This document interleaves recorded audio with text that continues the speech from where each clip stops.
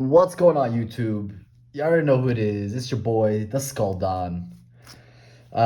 Super excited to bring you guys yet another deck profile. Probably one of my favorite things to do on the channel is hands-on deck profiles. I know the last video was done online. It just didn't have as much like interaction with me fiddling with cards as the in-person. So I'm happy to bring you guys yet another in-person deck profile. This time, the archetype that I'm going to be showcasing is pure KASHTIRA. A little bit of a backstory about my history with the deck. So I've actually played KASHTIRA for a very long time. It's probably my second meta deck that I've ever owned, aside from Tearlaments. My second earliest meta deck that I've ever owned, aside from Tearlaments. So yeah, Tearlaments was like my very first like tier 0 deck that I ever owned. Had a lot of fun. I got a taste for what top dollar gets you in the meta. And then I did jump onto KASHTIRA and I did play the full-blown tier 0 KASHTIRA format with Diablos and KASHTIRA Arise Heart. I definitely do miss Arise Heart. Like the format with just one Arise Heart was honestly quite fun. I did enjoy that format. Call me toxic, but I just love that card. It's just so diabolical to just completely shifter everything and just rip things apart from people's graveyards and whatnot. But yeah, let's get into this deck. I've also played the deck actually quite competitively in like the Snake Eye format tier 0 format, where like you had 3 bonfires, 3 poplars, 3 Snake Eye Ashes. Definitely played this deck back then and did pretty well at the regional level with it. This is like during the time when you would do like the standard Link Spider combos. I've moved away from the Link Spider combos. I feel like it's so played out, and we no longer have Apollosa, so like you're literally just gonna make, I think, Heat Soul, SP, draw 2 cards, pass. And I just felt like this build that I have here, which is gonna be the Kali Yuga build, is actually a lot more competitive, a lot more of a higher ceiling, and a lot more of added pressure against your opponent when you do resolve or play the deck the way that I'm about to tell you how I've been playing this deck. So let's get right into it. I did get first place last night with the deck, completely undefeated. I defeated Memento round 1, 2-0, 1 dice. Then I defeated the head judge of the city of Toronto, actually, 2-0, complete shutout. So the guy's like the head judge in my city, and he's quite an excellent player, obviously. So defeated him 2-0. He was on as an Mina Snake Eye. I did win dice again. I won dice a third time against Branded, 1-2-1 on that one. And then, yeah, that was probably like the toughest matchup is the Branded player. Is actually one of my good friends. And then also, shout outs to him. And then also, round 4, I defeated Centurion, Bestial Centurion. 2-1. I did win dice on that one, but I did actually have a brick hand going first that one, but I still took it to him and was able to squeeze out 2 wins from him, getting me first place. So I won all 4 dice last night. So do keep in mind, you guys, that is part of the storytelling here. Okay, let's get right into it. 3 Fenrir, no explanation needed. One of the best starters / board breaker. Haven't played this deck in a while. I almost forgot that this is like, you could literally just sometimes summon this, go into battle, clear stuff, go into main 2, build your board if you need to like out certain problematic pieces. Almost forgot about that thing yesterday. So 3 Fenrir, then we've got 3 Unicorn, pretty standard. Probably your number 1 starter of the deck. I can't believe this was ever at 2. 3 just feels really, really good. And then we're only playing 2 Rise Heart and then the 1 Scare Cash, nothing more. This deck did get a lot of influence, guys. This list got a lot of influence from the recent YCS Bologna in Italy with a very heavy line of hand traps, and you'll see why. I don't own the Fiendsmith cards yet. I'm going to pick them up. But I just felt like that version of deck that got several tops in like the top 32 and also top 8. I didn't necessarily like feel like the synergy is 100% spot on with like the Fiendsmith stuff and the Cash stuff, because they did cut this guy for Dominus Purge, and that's a great hand trap, don't get me wrong, but like the lines of play that this facilitates under Birth and Theosis get pretty crazy, even if you do have, you know, a decent amount of hand traps in the deck. So I'm running 18. I know the YCS Bologna decks were at like 40, 41, and they were running like 22 hand traps, or like even more than that. But like that's just not me. I'd like to also have some cards that allow me to combo. Two, for this one, we're also run the Erota, Reinforcement of the Army, and we'll get to why we're running that as our pseudo third copy for Rise Heart. So we'll get into that later on. Then for the last monster that's playable, we're going to have the Phantom Knights of Silent Boots. And this is going to be part of our combo for Kali Yuga. And we'll get into how we're going to get Kali Yuga out. Cool. For spells, 2 Theo, I feel like 2 is the right number. 3, I find it's cloggy if you don't have cash names in your hand. 3 Birth, mandatory, never do less than 3. It doesn't make sense. But this is probably one of the best cards ever printed, and if anything, the best card in the deck. Like, I would say I would take this over Shifter any day, which we're not even running Shifter, by the way, in this deck. That's another thing, guys. We're not running Shifter, and we'll get into why we're not running Shifter. All right, so we got the Terraforming and the 3 planets. So that's 4 planets. Let's put the PCR at the front. That's cool. So running 4 planets. I would say mandatory, max out on these. Really, really great card. Yesterday actually came up that like my only out with this deck against the Light and Dark Chaos Angel was this. I realized that's like part of Engine. So you definitely max out on it. There's going to be a lot of times where you need like that pop effect off of Shang'ira to be able to clear boards. And it's also a searcher. It also doesn't lose to things like Ogre, which is nice. I know like some planets, you have to like actually activate them, like the Tempai planet. So that's, I guess, one added benefit is this card just adds on activation. There was a game state against the branded player yesterday, my good friend, where I had him under skill drain and I had Shang'ira on the field. I'd be activating Shang'ira during the standby phase, letting it resolve negated, and still then using this on the next chain to be able to pop my opponent's board. And eventually, like over the span, I want to say like 3 to 4 turns, I just cleared his whole board.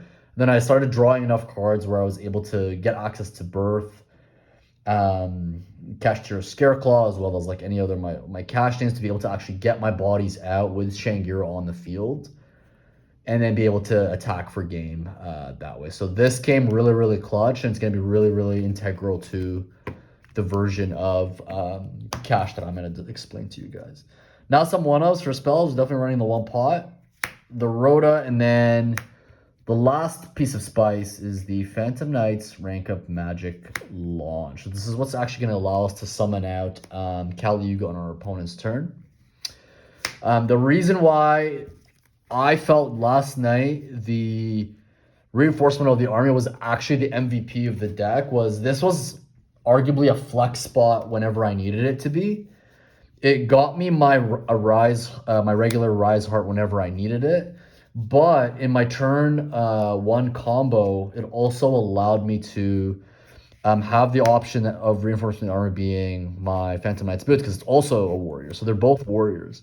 And we'll get to why it's important to actually add this to your hand, even though the search effect of this is banishable from the grave. So the effect of this is you banish it from the graveyard and you add your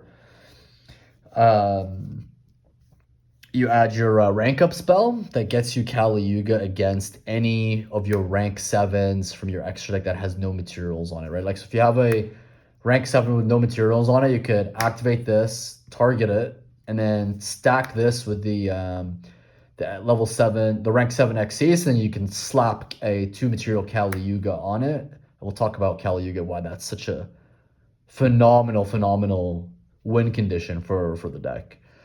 But yeah, the Rhoda was just exceptionally good. I think it's insanely good in this deck, especially in terms of the build that I'm showing you guys here. Cool, that's enough for spells. Let's go over hand traps. We are running 18. That's a lot. 3 Ash, 3 Veiler, 3 Mourner, 3 Ogre, but honestly, I avoided some of my Labyrinth players at my locals last night, but there is a world where this is actually Bell instead of Ogre, just to respect Labyrinth, which is a great deck, and this deck does have a hard time against that deck because of Dharma Cannon. 3 Imperms, and last but not least, we got the Molchami Perulia. So 2 things. 1, Molchami Perulia, I actually think right now we're heading into a format where this might actually be better. And by better, I mean it's actually faster. So in essence, like, people kind of get access to certain resources early on before they get into their extra deck, right? So the Molcharmi Fawalos is like, it's a great card, don't get me wrong. It's shutting out a lot of rogue strategies right now. Some of which I'm actually like missing out on, like such as heroes. Like I miss playing heroes, but that card, like, not only is a complete blowout, but the problem is with like a lot of mid-range decks and a lot of like mid-range formats where like you have decks like Voiceless Voice, Centurion, Labyrinth. We're heading into a Ryzeal format. That's definitely a mid-range deck for sure, because like they're not really summoning all that much. It's like you get a couple of bodies, Xyz, okay, draw a couple more bodies, Xyz, and like that's it. So we're heading into a very mid-rangey deck. So this actually is arguably faster than the Flawless. And like for me, it's not like a money thing. Like I could definitely get access to the, like I have access to the other one. It's just I find this one is a lot faster. And also everybody and their grandmothers are running cash cards. I've seen like KASHTIRA Yubel, KASHTIRA Snake Eye, KASHTIRA Fiendsmith. Everybody's just running those KASHTIRA cards because they make like the perfect extenders for your combos and just get you access to broken cards like Birth. So this one almost makes your opponent think twice about playing the cash package because of Perulia, because we're prioritizing Perulia. Another aspect you guys will notice is we're not playing Dimensional Shifter. There's a world maybe I put it back in the side maybe. It's just I wanted to respect Tempai. And I didn't want to have an additional dead card in my deck against Tempai, especially if they make me go first.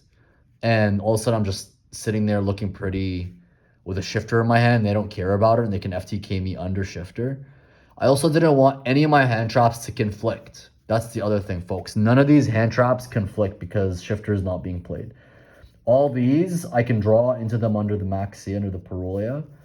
Most of them are not once per turn, such as, you know, your Veilers, as well as your Imperms.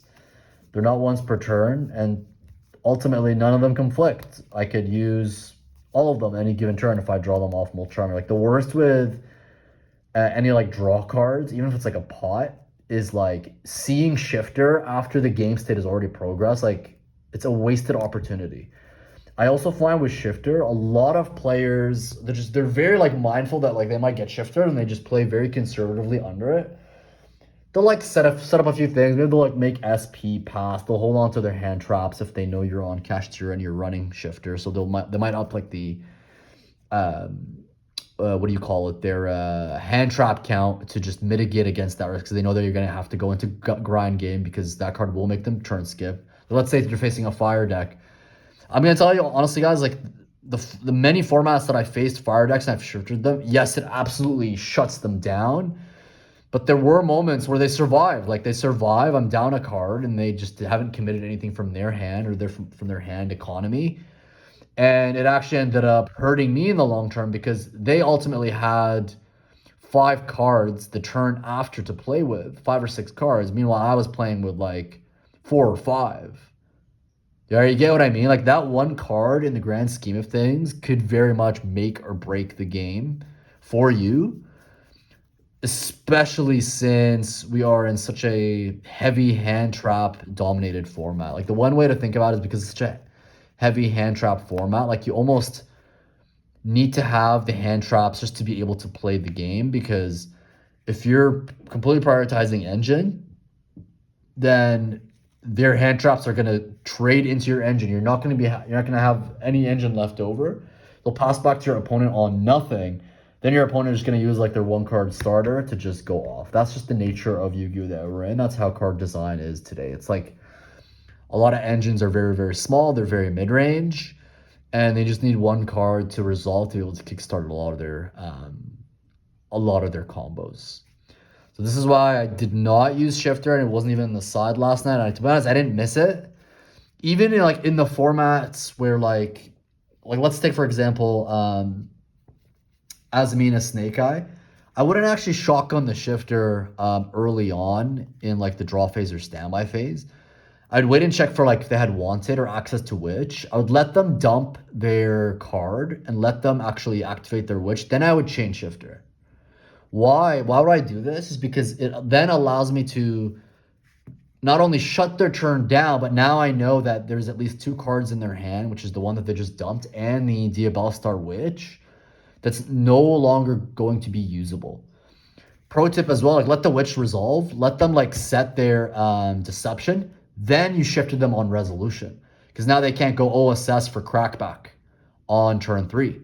They're stuck to a card that they just wasted resources on that they're not going to be able to use, and it's not going to be a card that's a starter. It's going to be purely a card that gets them their Omni Negate, and then a few more moves later gets them the starter that they want in the shape of OSS through like Murcielago, for example. Anyways, that's just my thought process. Is I just felt like Shifter was kind of risky, especially when these cards force my opponent to play, allow me to know what they're on, allow me to basically get a sense of their hand economy and how much gas they can push through, and allow me to basically trade evenly with them and their hand. Cool. So that's it for the main. That's enough about hand trap theory. Let's talk a bit about the extra deck. So we got the Gravity Controller. We'll talk about why that's important a bit. SP Little Knight. We're on the Cherubini. That's it for links. X-East. We're going to start off with like the X-East ones, like the tried and true ones that a lot of people know, like the very common ones. Like Big Eyes, very common. Mandatory, in my opinion. Dark Armed, Annihilation, mandatory, in my opinion. 1 Shangar, you only need 1. 100% mandatory. Zeus, mandatory. Really, really good. It's going to pair really well with our play with Kali Yuga. We got Typhon, mandatory.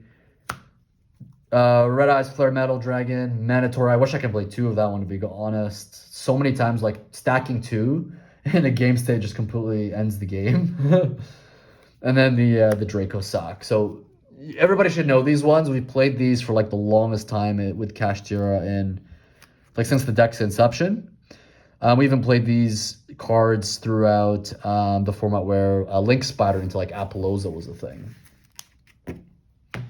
Okay, so those are like the tried and true OG XCs, and then we have some more XCs. We got 5. So these ones are part of an FTK package / gives you access to a Kali Yuga line. So we got the Odd Eyes Absolute. We got the Odd Eyes Rebellion. And then we got the Rebellion Overlord. And we've got, I can't even read this, Volo Furnagus. I can't even read that. We'll just call him Doom Rider. I call him Doom Rider.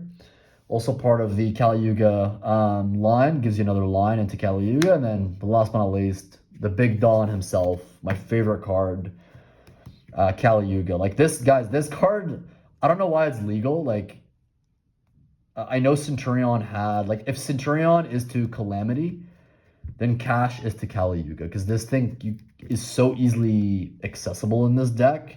You just have to know the cues that there's a potential game where you're going to be able to land on this, and we'll talk a bit about how we get this guy out.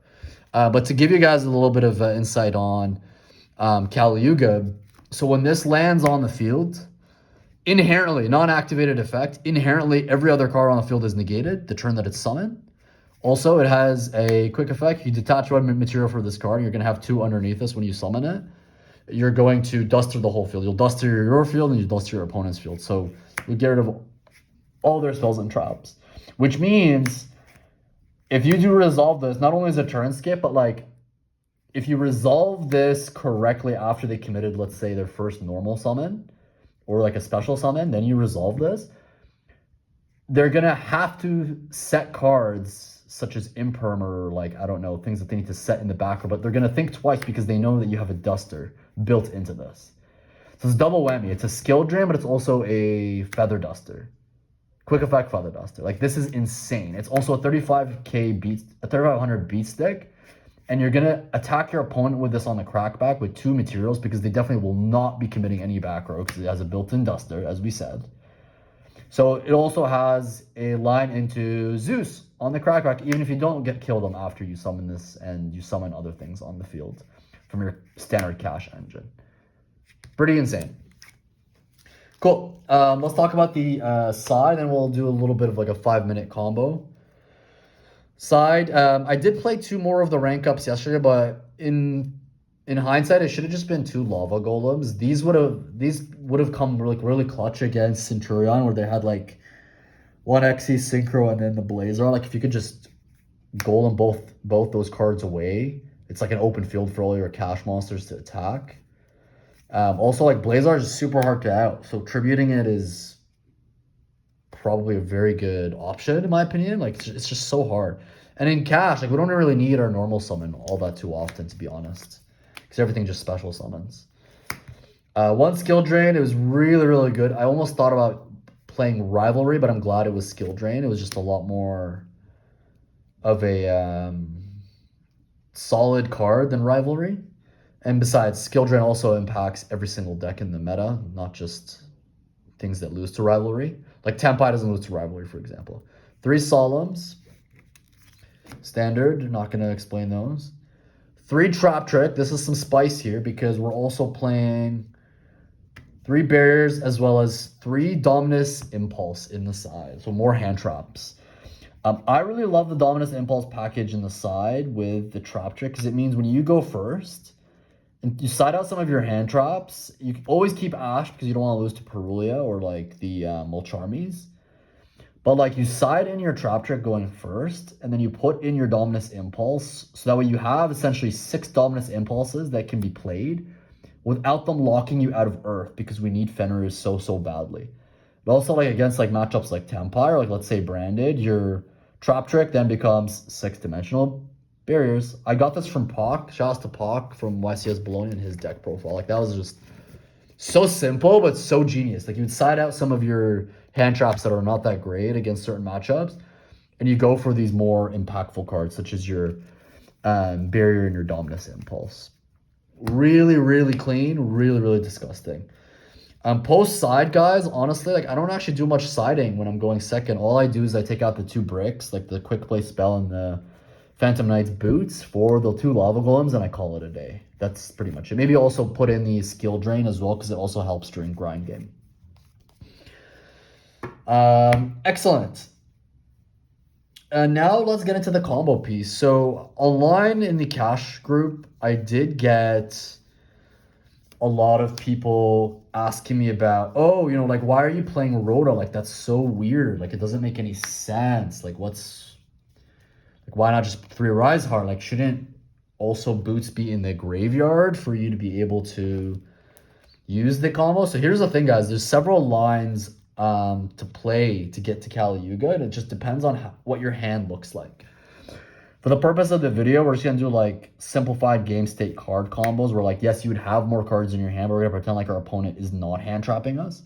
So let's say we had Planet as well as the Rhoda, right? 2-card combo. We'll go Planet. We will add the Kashtira Unicorn. We'll special it and we'll use its effect. So this is our hand. And that'll give us access to Theosis. We'll play the Theosis. Okay, we're going to use it. And we're going to go into our Kashtira Fenrir.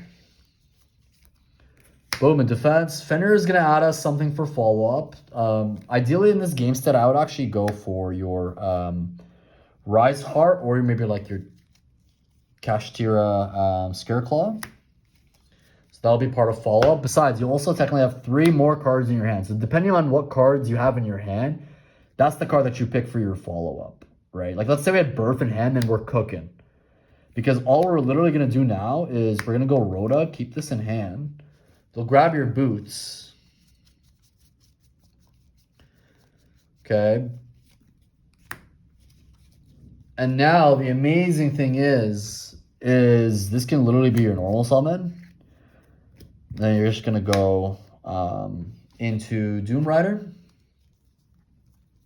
Boom. You're going to detach 2 materials for cost, making it a perfect target for your rank up quick play.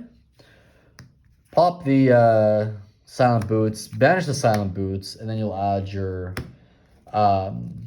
quick play spell.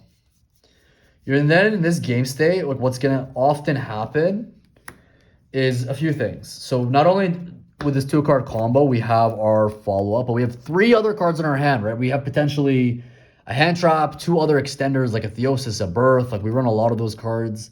We have more planets. We have hand traps. Like there's going to be a lot of good stuff to fall back on in case you don't kill your opponent after you floodgate them with Kali Yuga. Here in this game state, so this is banished. All you're going to do, guys, is just going to set 1, pass. This is full combo. This is literally full combo. Plus you have in this game state 4 cards in hand, right? We have 4 cards because we added the Rise Heart, and then we had 3, and we went on or interrupted. Right? They're not winning. Like I can almost guarantee they're not winning in this game state because the minute they're gonna have 6 cards to start. Let's say they didn't hand you. They have 6 cards to start. Let's say they normal something. They use the effect. It's an ignition effect. You'll chain the quick play spell. Boom, and then inherently now they just went -1. Because their card just got negated. That means they have 4 cards. And now they're going to be too preoccupied with Kali Yuga to play anything else or even set up any kind of meaningful board to be able to engage with you on the next turn. Because you're skill drain them and you're threatening a Feather Duster. There'll probably a pass back. It happened to me twice. Yesterday where like the opponent just passed back. And then, you know, again, we have 4 cards in hand. Then you draw 1. So now you have 5 cards in hand, right? We got 5. It's going to be so many good stuff, right? You're going to have your access to your Birth. You're going to have access to, like, the Rise Heart we added, which is an excellent normal summon. You have a Beat Stick on board. Let's say you do attack. You also have your planet buffing everything up by 100 for all the attributes. Let's say we even go to battle. We still can't even get to our... we can't go lethal. We're going to go Zeus. The reason why we're always going to be able to go Zeus is because they're going to be too scared to set anything to trigger your Kali Yuga and losing materials. So more often than not, they're just going to keep everything in their hand, think that they can potentially survive, but they won't. And because of that threat, you're going to actually be able to actually land on Zeus if you don't go lethal. It is technically a 2 material Zeus because you can't go a 3rd one. But it's more than enough because it means now you have 5 cards in hand and Zeus. You're threatening Zeus for any like continuous spells or field spells that you could potentially negate as a result. Pretty nasty, right? Really, really nasty. So that's like the simplified combo if you do open like your boots, your quick play spell, or your reinforcement of the army.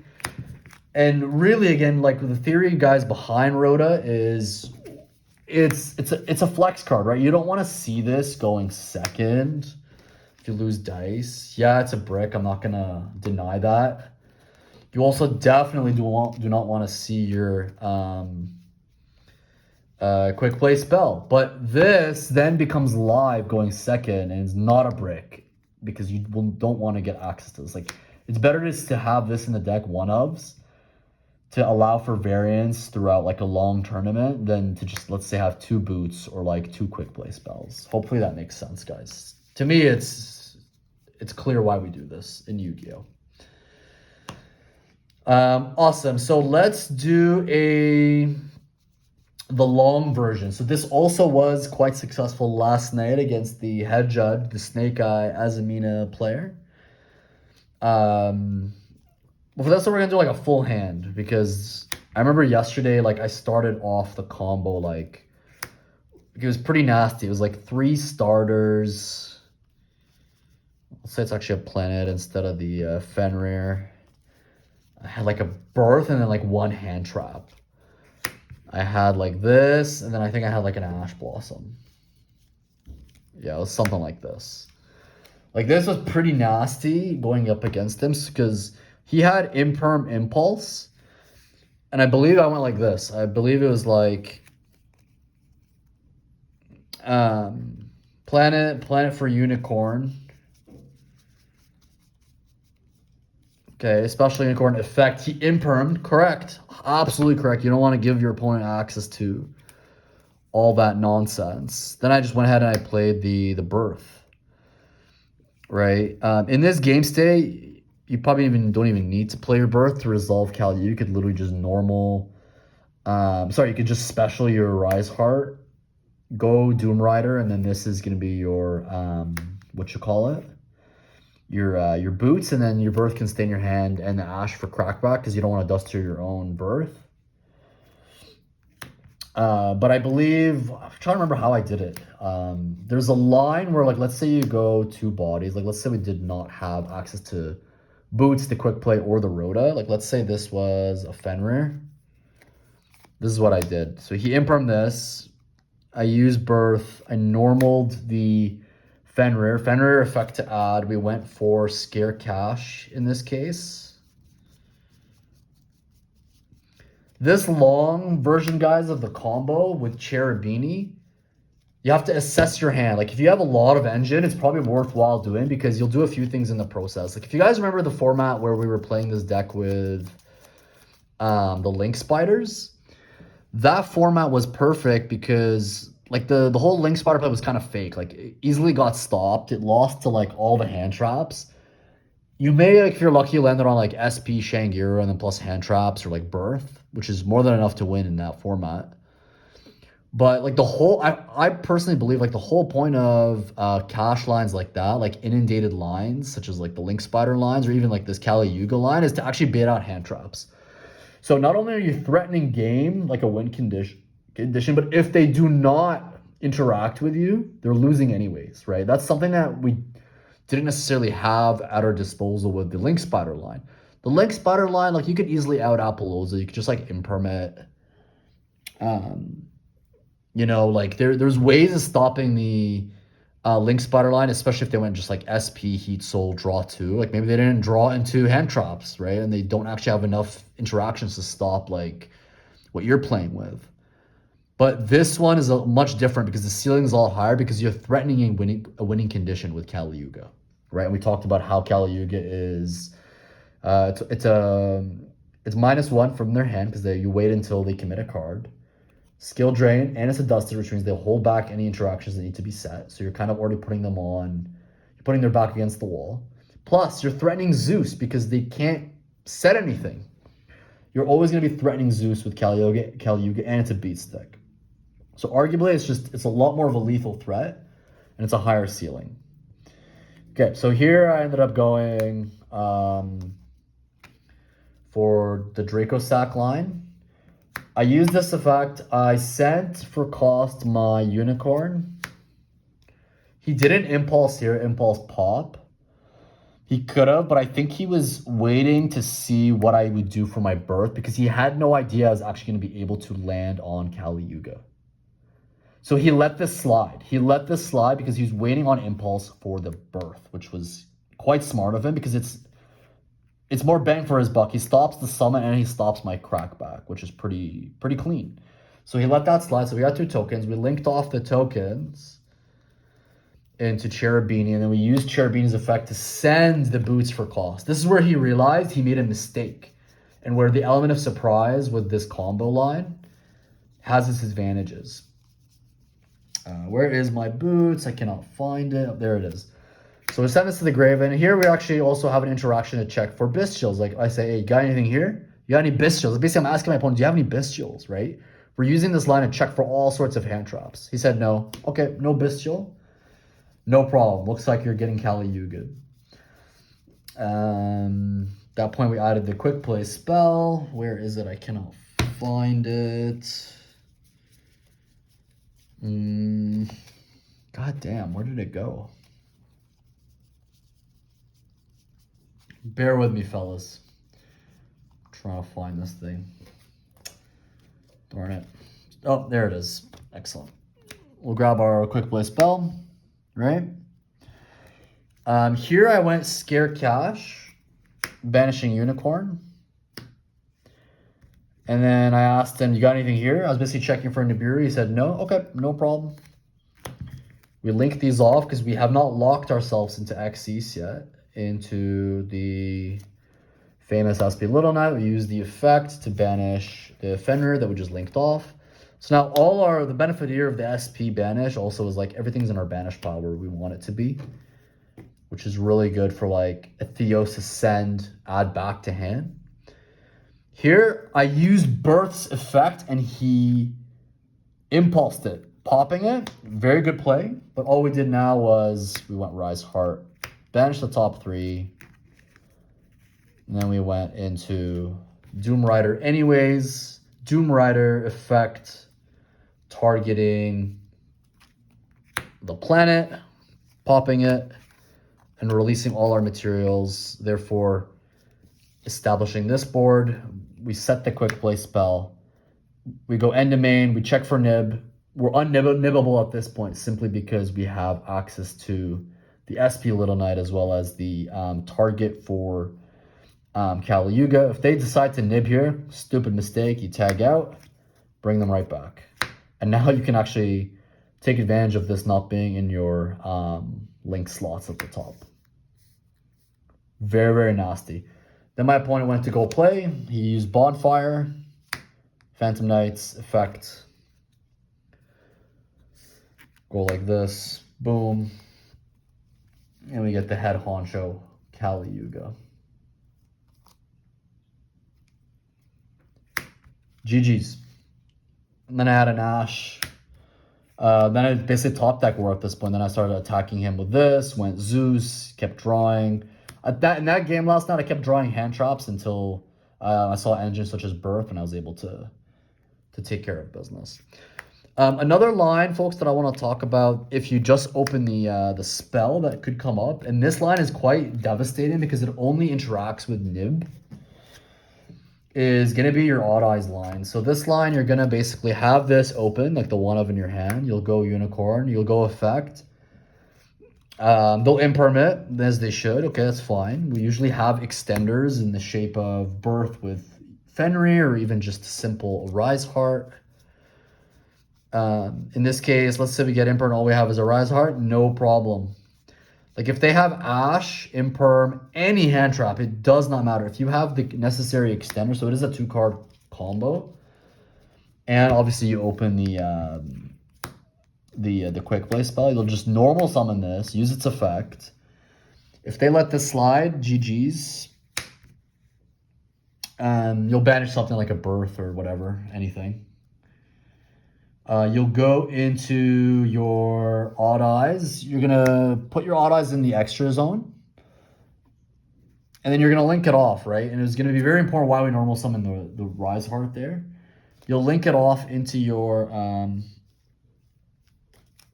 link 1, which is your gravity controller, your 1 link 1. And then the effect of this is going to trigger in the grave, which is going to allow you to special summon one of your Odd Eyes Rebellion Dragons. Doesn't matter which one, either the Overlord or not. You'll get this. And it's the same thing. You just set this. You have a line to Kali Yuga.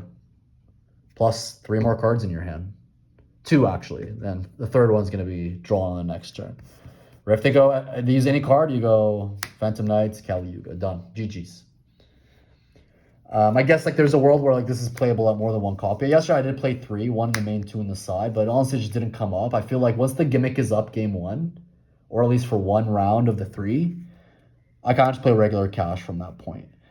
Another thing to also note is, let's say you're going second, this line is also a really good FTK. So you go into Rebellion, and then you go into Rebellion Overload as another item.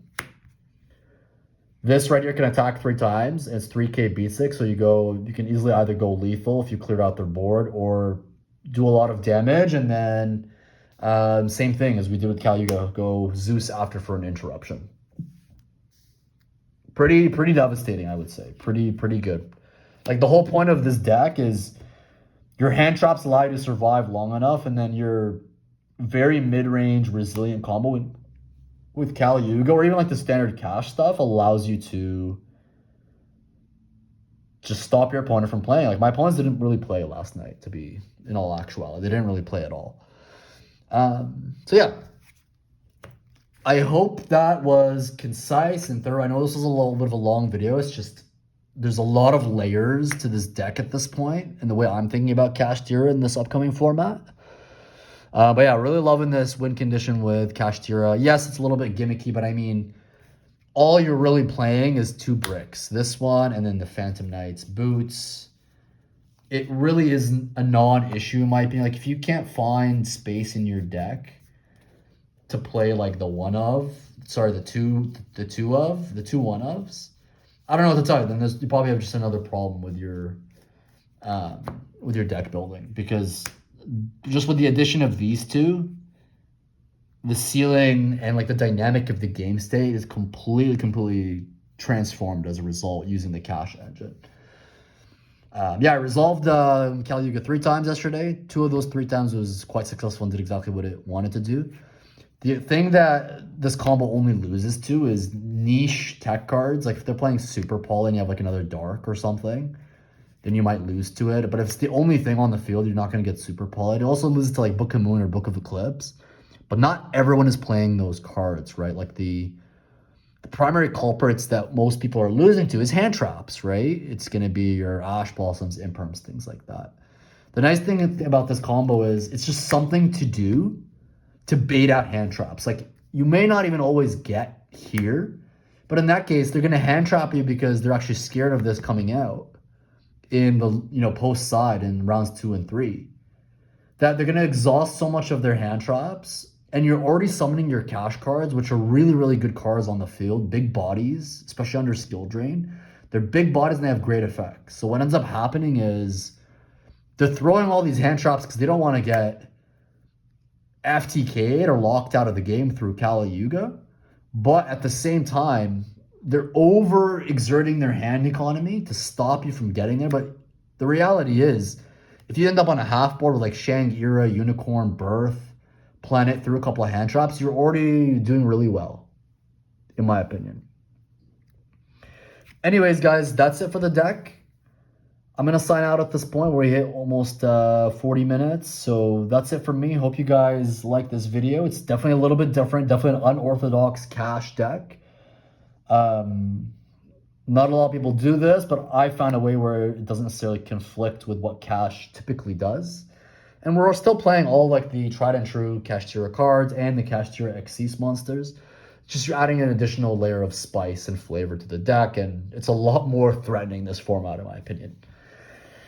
Yeah, that's it for me. That's my KASHTIRA deck. 40 cards, 18 hand traps, playing the Don himself, Kali Yuga. Really, really fun. And yeah, that's it for me, guys. Like, comment, subscribe. Leave me some comments in the for discussion at the bottom of this video, and I'll talk to you guys next time. Peace.